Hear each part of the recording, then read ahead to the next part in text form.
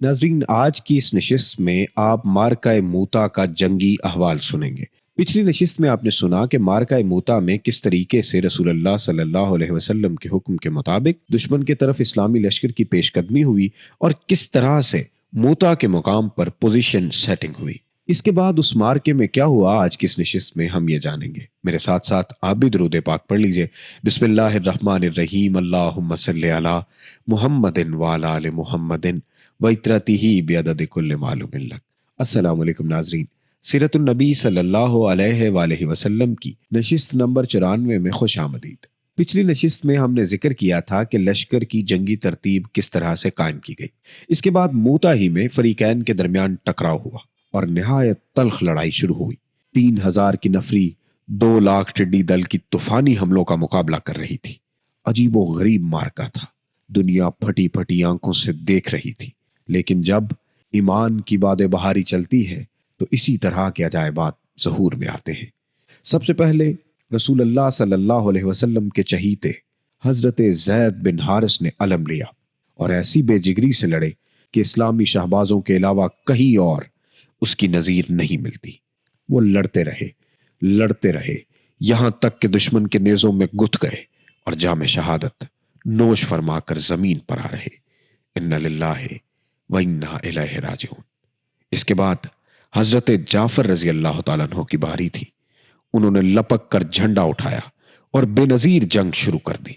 जब लड़ाई की शिद्दत शबाब को पहुंची तो अपने सुर्खों से घोड़े की पुश से कूद पड़े, कोचे काट दी और वार पर वार करते और रोकते रहे, यहां तक कि दुश्मन की जर्ब से दाहिना हाथ कट गया।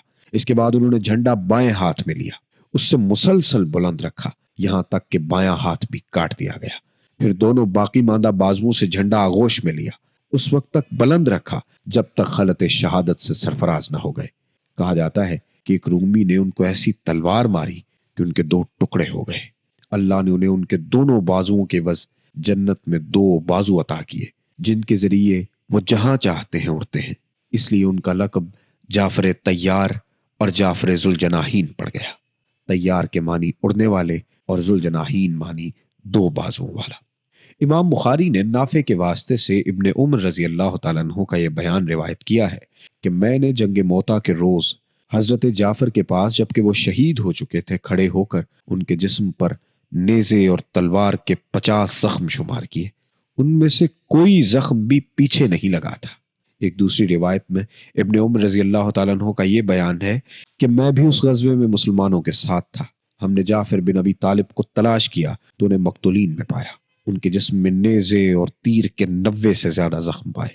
नाफे से उमरी की रिवायत में इतना और इजाफा है कि हमने ये जख्म उनके जिस्म के अगले हिस्से में पाए। इस तरह की शुजाअत व बसालत से भरपूर जंग के बाद हजरत जाफर रजी अल्लाह तआला अन्हु भी शहीद कर दिए गए। इन्ना लिल्लाहि व इन्ना इलैहि राजिऊन। अब बारी थी तीसरे सिपह सालार की। याद रहे कि इस जंग में आने से कबल रसूलुल्लाह सल्लल्लाहु अलैहि वसल्लम ने इसी तरह से तरतीब बताई थी जिस तरह से तरतीब चलती आ रही है। पहले हजरत ज़ैद बिन हारिस, उसके बाद हजरत जाफर और अब बारी थी हजरत अब्दुल्ला बिन रवाहा की। आपने परचम उठाया और अपने घोड़े पर सवार आगे बढ़े और अपने आप को मुकाबला के लिए आमादा करने लगे। लेकिन उन्हें किसी कदर हिचकिचाहट हुई, हत्ता कि थोड़ा सा गुरेज भी किया। लेकिन इसके बाद ये अशार कहने लगे, ऐ नफ्स, कसम है कि तू जरूर मद्दे मुकाबिल उतर, ख्वाह नागवारी के साथ ख्वाह खुशी खुशी। अगर लोगों ने जंग बर्पा कर रखी है और नेज़े तान रखे हैं तो मैं तुझे क्यों जन्नत से गुरेजा देख रहा हूं। अब्दुल्ला बिन रवाहा ने यह अशार पढ़े, मैदान जंग की तरफ बढ़े, मद्दे मुकाबिल उतर आए। इतने में उनका चचेरा भाई एक गोश्त लगी हुई हड्डी ले आया और बोला, इसके जरिए अपनी पीठ मजबूत कर लो, क्योंकि इन दिनों तुम्हें सख्त हालात से दो चार होना पड़ा है। उन्होंने हड्डी लेकर एक बार नोची, फिर फेंक कर तलवार थाम ली और आगे बढ़कर लड़ते लड़ते शहीद हो गए। इन्ना लिल्लाहि व इन्ना इलैहि राजिऊन। नाजरीन, ये वो 3 सहाबा कराम थे जिनके मुतल्लिक रसूल अल्लाह ने यही तरतीब दी थी कि अगर हजरत ज़ैद शहीद हो जाएं तो हजरत जाफर शहीद हो जाएं तो हजरत अब्दुल्ला बिन रवाहा। आगे का नाम नहीं मिलता, मगर इस मौका पर قبیلہ بنو اجلان کے ثابت بن ارکم نامی ایک صحابی نے لپک کر جھنڈا اٹھا لیا اور فرمایا، مسلمانوں، اپنے کسی آدمی کو سپہ سالار بنا لو۔ صحابہ نے کہا، آپ ہی یہ کام انجام دیں۔ انہوں نے کہا، میں یہ کام نہیں کر سکوں گا۔ اس کے بعد صحابہ نے حضرت خالد بن ولید کو منتخب کیا اور انہوں نے جھنڈا لیتے ہی نہایت پرزور جنگ کی۔ چنانچہ صحیح بخاری میں خود حضرت خالد بن ولید سے مروی ہے کہ جنگ موتا کے روز میرے ہاتھ میں 9 تلواریں ٹوٹ گئیں، پھر میرے ہاتھ میں صرف ایک یمنی بانا، جسے چھوٹی سی تلوار سمجھا جا سکتا ہے، وہی بچ گئی۔ اور دوسری روایت میں ان کا بیان ہے کہ میرے ہاتھ میں جنگ موتا کے روز تلواریں ٹوٹ گئیں اور ایک یمنی بانا میرے ہاتھ میں چپک کر رہ گیا۔ ادھر رسول اللہ نے جنگ موتا ہی کے روز، جبکہ ابھی میدان جنگ سے کسی قسم کی طلاع نہیں آئی تھی، وہی کی بنا پر یہ فرمایا کہ جھنڈا زید نے لے لیا اور وہ شہید کر دیے گئے، پھر جعفر نے لے لیا، وہ بھی شہید کر دیے گئے، پھر ابن رواحہ نے لیا، وہ بھی شہید کر دیے گئے۔ اس دوران آپ کی آنکھیں اشکبار تھی، یہاں تک کہ جھنڈا اللہ کی تلواروں میں سے ایک تلوار نے لے لیا اور ایسی جنگ لڑی کہ اللہ نے ان پر فتح عطا کی۔ انتہائی شجاعت و بصالت اور زبردست جاں بازی و جاں سپاری کے باوجود یہ بات انتہائی تعجب انگیز تھی کہ مسلمانوں کا یہ چھوٹا سا لشکر رومیوں کے اس لشکر جرار کی طوفانی لہروں کے سامنے ڈٹا رہ جائے۔ لہٰذا اس نازک مرحلے میں حضرت خالد بن ولید نے مسلمانوں کو اس گرداب سے نکالنے کے لیے، جس میں وہ خود کو پڑے تھے، اپنی مہارت اور کمال ہنری کا مظاہرہ کیا۔ روایات میں بڑا اختلاف ہے کہ اس مارکے کا آخری انجام کیا ہوا۔ تمام روایات پر نظر ڈالنے سے صورتحال معلوم یہ ہوتی ہے کہ جنگ کے پہلے روز حضرت خالد بن ولید دن بھر رومیوں کے مد مقابل ڈٹے رہے، لیکن وہ ایک ایسی جنگی چال کی ضرورت محسوس کر رہے تھے جس کے ذریعے رومیوں کو مروب کر کے اتنی کامیابی کے ساتھ مسلمانوں کو پیچھے ہٹا لیں کہ رومیوں کو تعقب کی ہمت نہ ہو، کیونکہ وہ جانتے تھے کہ اگر مسلمان بھاگ کھڑے ہوئے اور رومیوں نے تعقب شروع کر دیا تو مسلمانوں کو ان کے پنجے سے بچانا سخت مشکل ہوگا۔ چنانچہ جب دوسرے دن صبح ہوئی تو انہوں نے لشکر کی ہیبت اور وضع تبدیل کر دی اور اس کی ایک نئی ترتیب قائم کی۔ مقدمہ اگلی لائن کو ساکا، پچھلی لائن اور ساکا کو مقدمہ کی جگہ رکھ دیا، اور میمنہ کو میسرہ اور میسرہ کو میمنہ سے بدل دیا۔ یہ کیفیت دیکھ کر دشمن چونک گئے اور کہنے لگے انہیں کمک پہنچ گئی ہے۔ غرض رومی ابتدا ہی میں مروب ہو گئے۔ یہ وہ وار سٹریٹجی تھی جو حضرت خالد بن ولید نے اس وقت اپنائی۔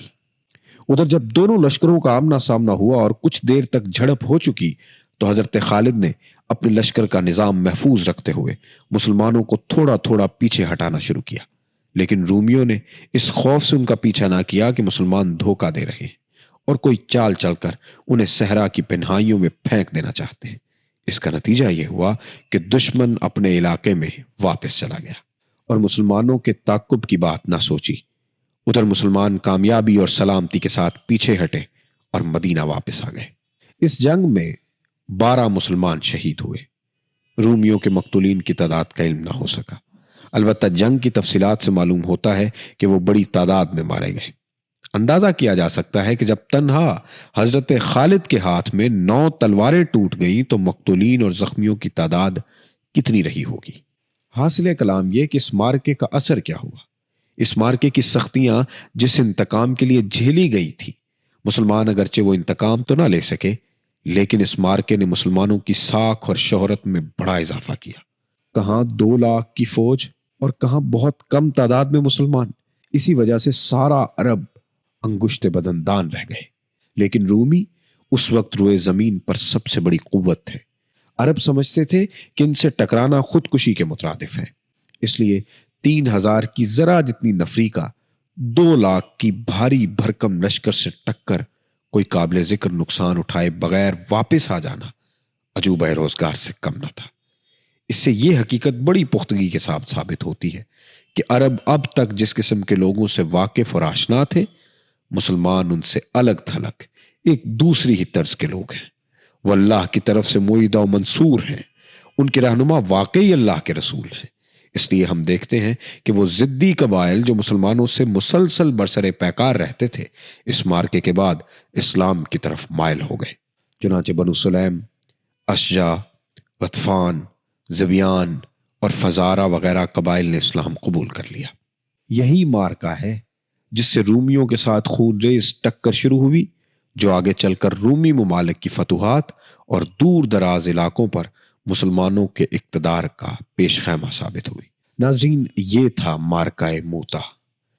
یہاں پر وہ تمام تر مارکے جن کا مقصد اسلام کی سربلندی تھا اور شان و شوکت کے ساتھ مکہ کی سرزمین پر اپنا حق جمانا تھا، یہ تمام کے تمام مارکے اسی ایک بڑے مارکے کی تیاری تھی۔ ہماری آنے والی نشستوں میں آپ غزوہ فتح مکہ کے بارے میں سنیں گے۔ تب تک کے لیے اپنے میزبان سید ابرار ابوالحسن کو اجازت دیجیے۔ اللہ حافظ و ناصر۔